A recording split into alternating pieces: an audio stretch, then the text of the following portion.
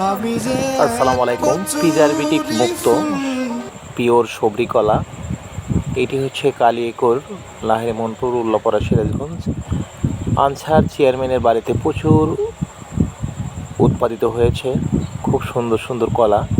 কলাগুলো আমি দেখেই খুবই লোভ লাগলো।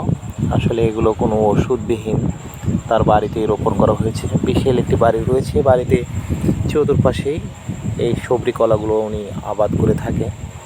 তো এখানে দেখতে পাচ্ছেন পরিপক্ক কলাগুলো যেমন, এবং সুন্দর কালার আসছে। কলাগুলো খেতে আসলে খুব সুস্বাদু।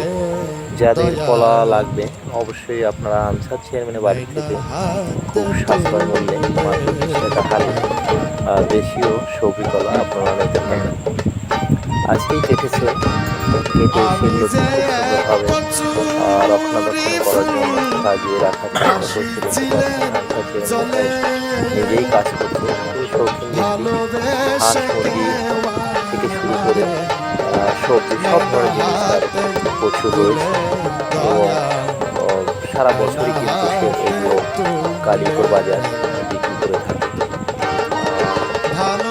এবং সে কিন্তু এই ন্যাচারাল খাদ্য ছাড়া কোনো খাদ্য সে খায় না। দেখা যায় 95 বছর বয়স, কিন্তু এখন অনেকটা জীবন।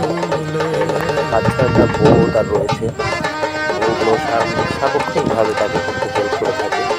একটি বউ ঢাকা থাকে, একটি বউ সিরাজগঞ্জ, একটি রাজশাহী এবং একটি পাবনাতে রয়েছে। খুবই শৌখিন ব্যক্তি। তার আসলে যে মেয়েগুলো ছিল, ছেলে মেয়েরা ছিল সবাই বিবাহিত, এবং তারা দূরে থাকে। এই বুড়ো বুড়ি দুইজনে এই বাড়িতে থাকে এবং সারাদিন এই সবজি আবাদ করে নিজেরাও খায় এবং বাকিগুলো কিন্তু বিক্রি করে থাকে।